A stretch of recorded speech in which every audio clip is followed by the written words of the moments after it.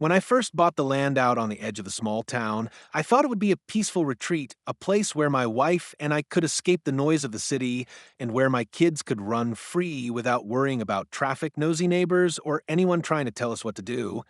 The land had once belonged to my grandfather, who still lived on the adjacent property, and though he was older now, he still carried himself with the same unshakable pride and grit that had seen him through.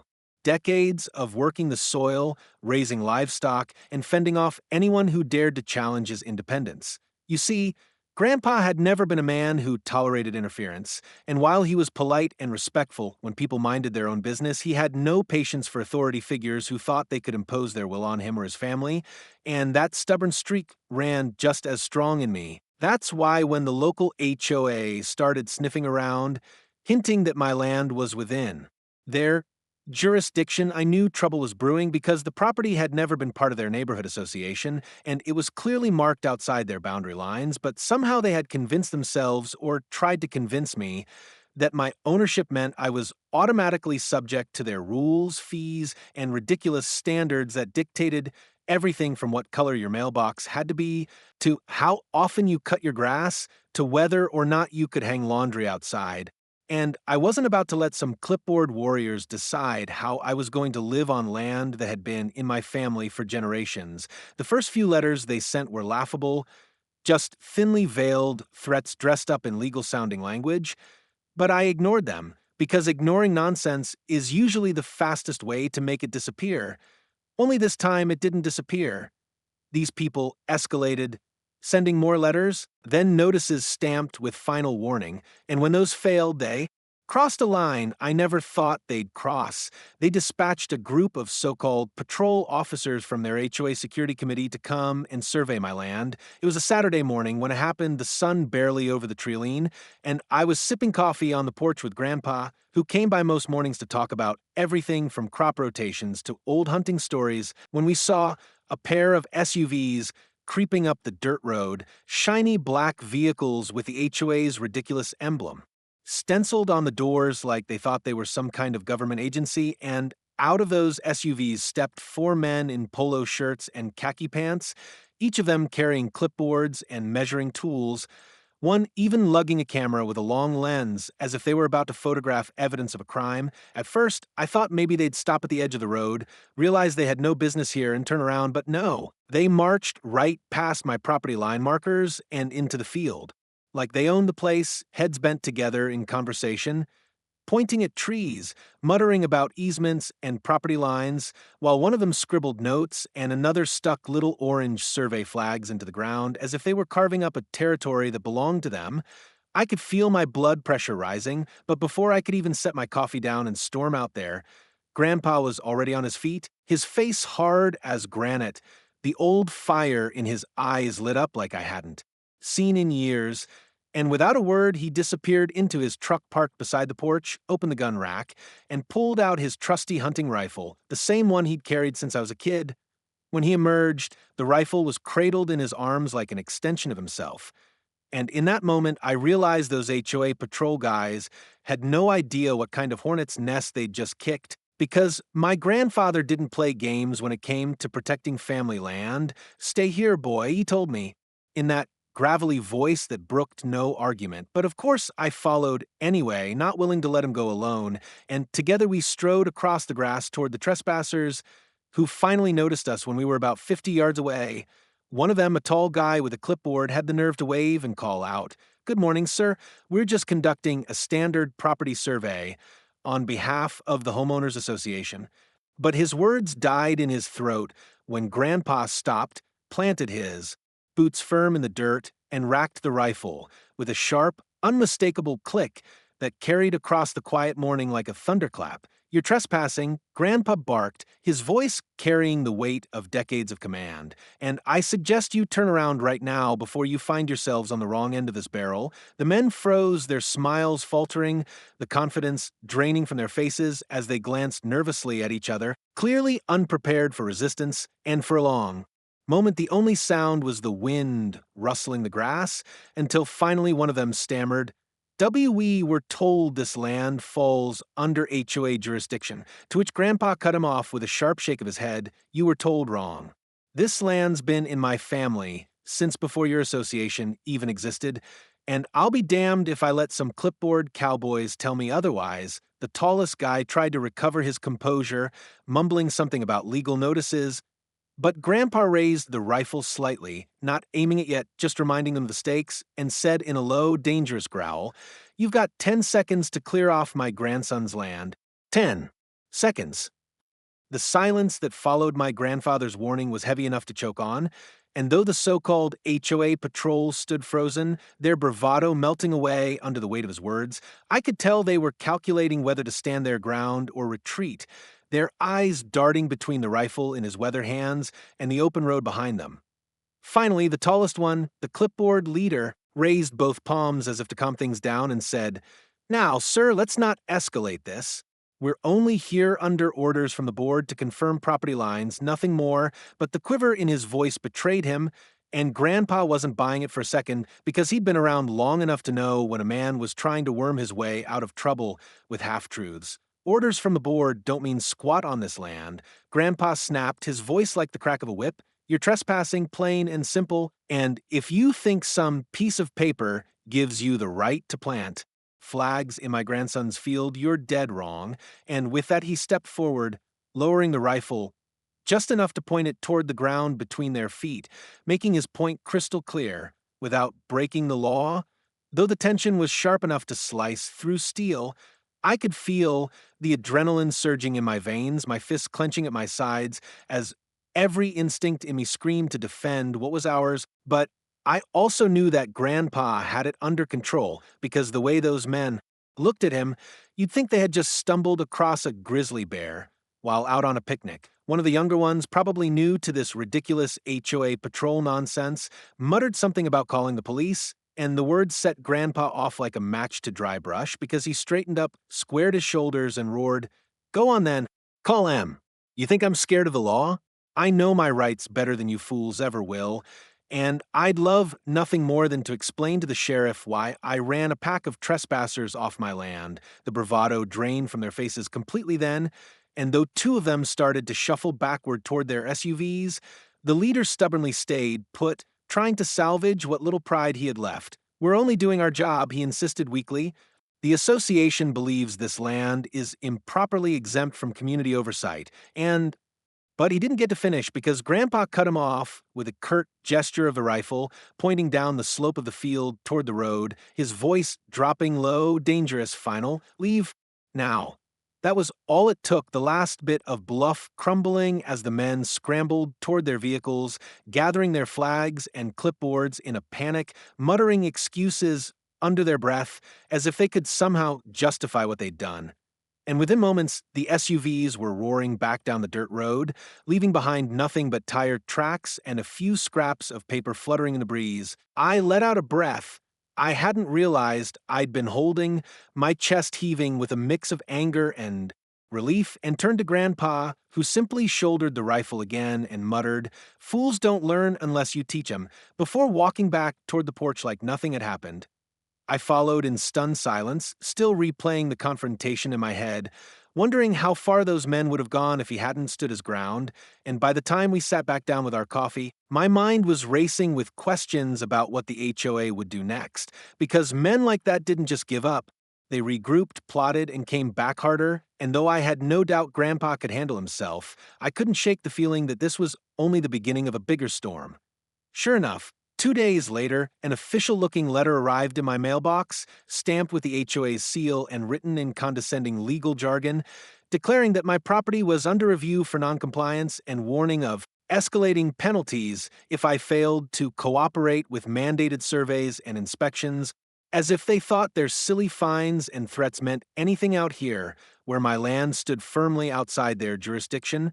I laughed out loud when I read it, but Grandpa didn't laugh. He studied the letter carefully, his jaw tightening, then folded it neatly and set it on the table with a heavy sigh, saying, "They're not going to stop, boy. People like this never do. They think rules give them power, and they'll twist those rules until they break just to get what they want. And I knew he was right because the HOA wasn't just after compliance, they wanted control. And if they could claim my land, they'd set a precedent to expand their reach further than ever before.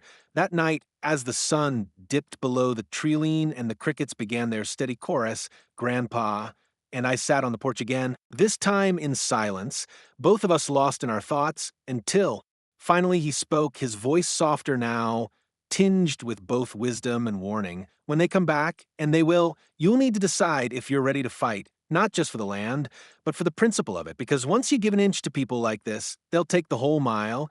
And as I sat there staring out at the fields, the same fields he had worked and defended his whole life, I felt the weight of his words settle on my shoulders like a mantle, and I knew then that this was more than just a dispute with the homeowners association.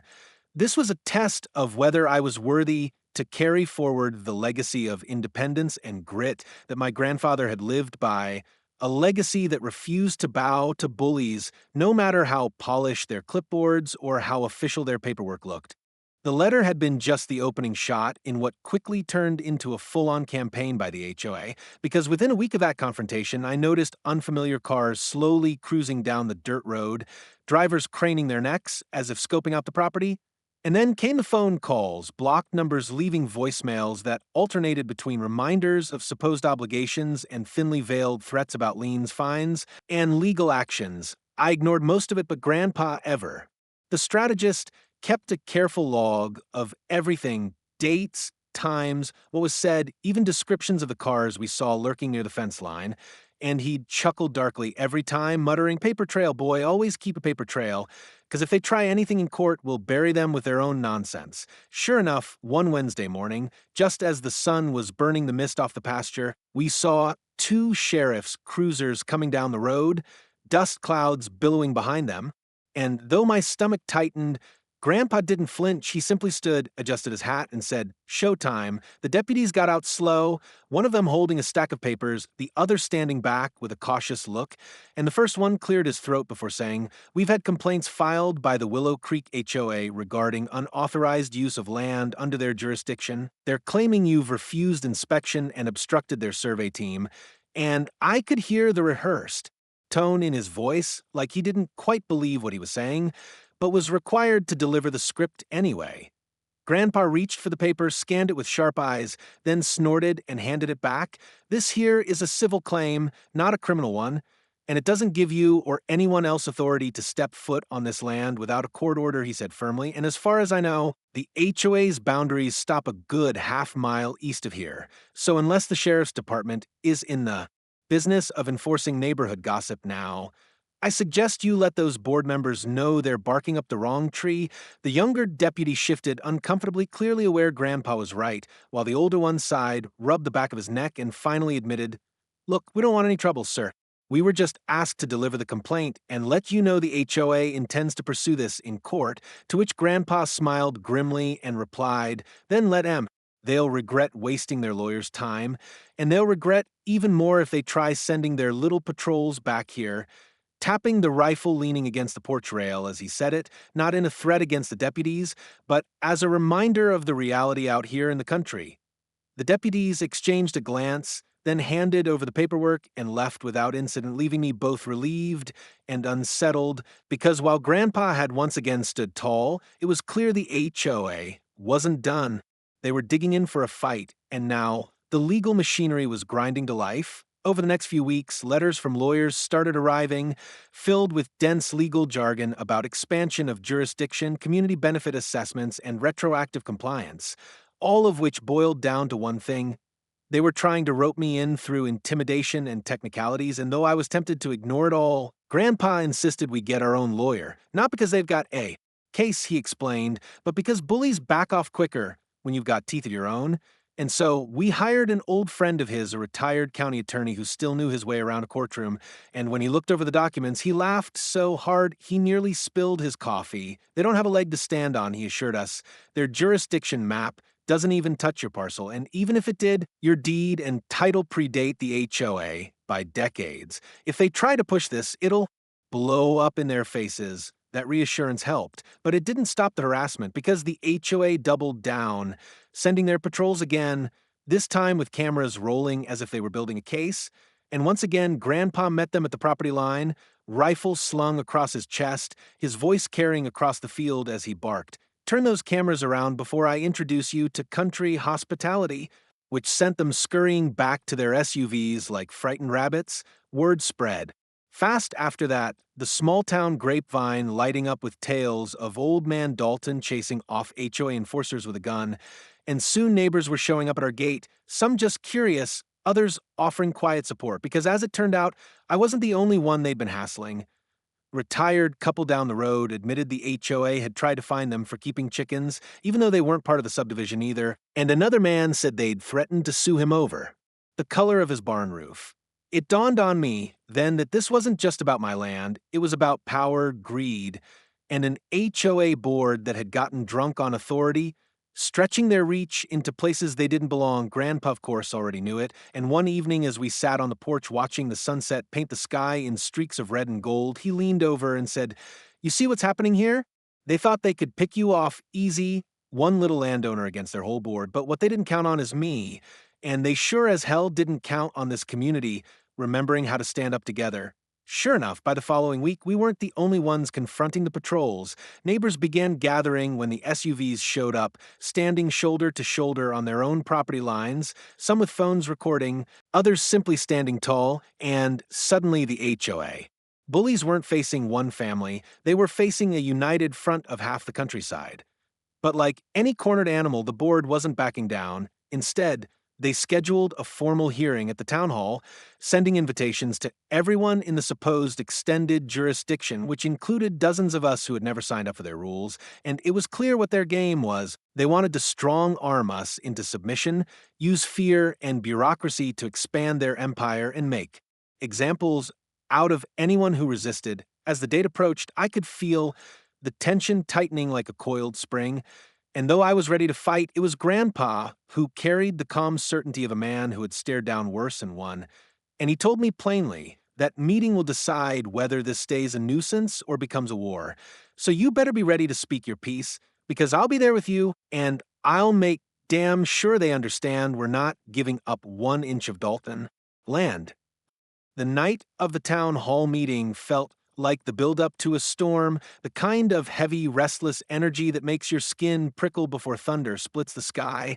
And by the time we pulled up to the old brick building in Grandpa's pickup, the parking lot was already packed with trucks, SUVs, and sedans from every corner of the county.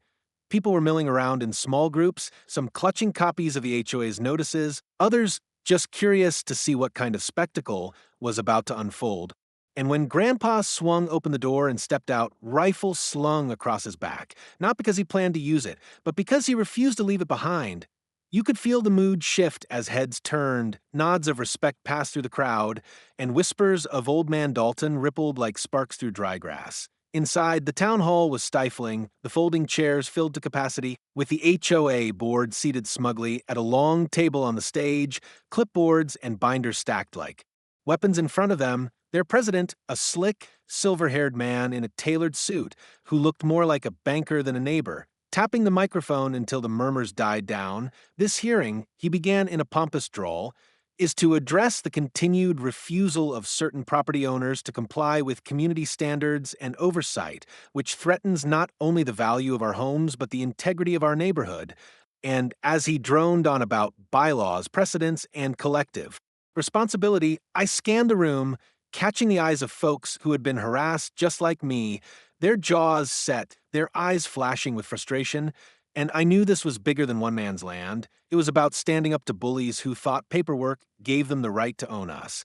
When the board finally opened the floor, a few timid voices spoke first, one woman saying she couldn't afford the fines they'd slapped on her for her vegetable garden, an older man pointing out that his property wasn't even inside their map, and each time the president brushed them aside with condescending replies, "We'll take that under advisement," or "Ignorance of bylaws is not an excuse," until finally Grandpa rose from his seat in the third row, and the whole room seemed to lean toward him as he walked to the microphone, moving slow but steady, hat in hand, rifle still slung over his back like a badge of honor. When he spoke, his voice carried the kind of weight that silences a room, deep and steady, worn by years but sharpened by conviction. "Name's Dalton. My family's lived on that land since before most of you were born, before this town even had a paved road. And I'll be damned if I sit quiet while a bunch of self appointed kings and queens tell me or my grandson what we can or can't do on our own property, and a murmur of agreement rippled through the crowd. The president tried to interject, but Grandpa raised a hand and the room hushed again. I've read your so called bylaws, and I've read the deed to our land, and let me tell you something. Plain, your little club stops where our fence line starts, and no amount of letters, fines, or fancy talk changes that fact. You sent your patrols onto our land, trespassing without permission, planting flags like invaders, and when I told you to leave, you came back with lawyers and deputies like you were marching to war. Well, I've fought wars, and I know what one looks like, and you boys don't want that smoke. Not from me, not from this community, and not from the law that still means something in this county. The crowd erupted in cheers and clapping, people on their feet, stomping boots on the old wooden floor. And though the HOA board tried to gavel it down, the energy in that room had shifted like a tide turning. Grandpa let the noise wash over for a moment before driving the final nail, his eyes boring into the president's. You think you can scare us with threats and paper? You don't know the first thing about real backbone. We don't answer to you, we don't pay you, and we sure as hell don't live by your rules. You want to fight it in court? Do it. We'll win. You want to keep harassing families with your patrols? We'll meet you at the fence line every damn time. But hear me now, you come onto Dalton land again without permission, and the sheriff won't be hearing about a civil complaint. He'll be hearing about trespassers who didn't know when to quit. The applause that followed shook the hall, drowning out the board entirely, and as neighbors stood shoulder to shoulder, some shouting their own grievances, it became clear the HOA had lost control of the narrative. The president's face flushed red as he tried to regain order, stammering about decorum and procedure, but the board members beside him looked shaken, one even sliding his papers back into his briefcase as if already admitting defeat. Sensing blood in the water, our lawyer, who had been sitting quietly in the back, stood up and added fuel to the fire, citing chapter and verse of county records, proving our properties were outside HOA jurisdiction, his calm, authoritative tone hammering home every point Grandpa had made with grit and fury. By the end of the night, the board had no choice but to adjourn the hearing without resolution, retreating under a barrage of boos, their once smug expressions replaced with tight-lipped frustration and embarrassment while we walked. Out into the cool night air, with heads held high, neighbors clapping Grandpa on the back, thanking him for saying what everyone else had been too scared to voice. Over the next few weeks, the patrols stopped showing up, the letters slowed to a trickle, and then ceased altogether. And though the HOA still existed within their subdivision, they no longer dared to reach beyond their borders, their empire cut back to size by one stubborn old man with a rifle and a room full of fed-up landowners. Sitting on the porch one evening after it was all over, the crickets singing and the sun sinking low, I turned to Grandpa and asked if he thought they'd ever try again, and he just chuckled, shook his head, and said, "Not in my lifetime, boy. They finally learned what I've been teaching all along. You don't mess with a man's land, his family, or his freedom, not unless you're ready to pay the price." And as I looked out over the fields that stretched golden in the twilight, I felt not just relief but pride, because I knew that lesson wasn't just his. It was mine now, too, a legacy carved into the soil and carried in our blood, a legacy of standing tall, no matter who tried to push us down.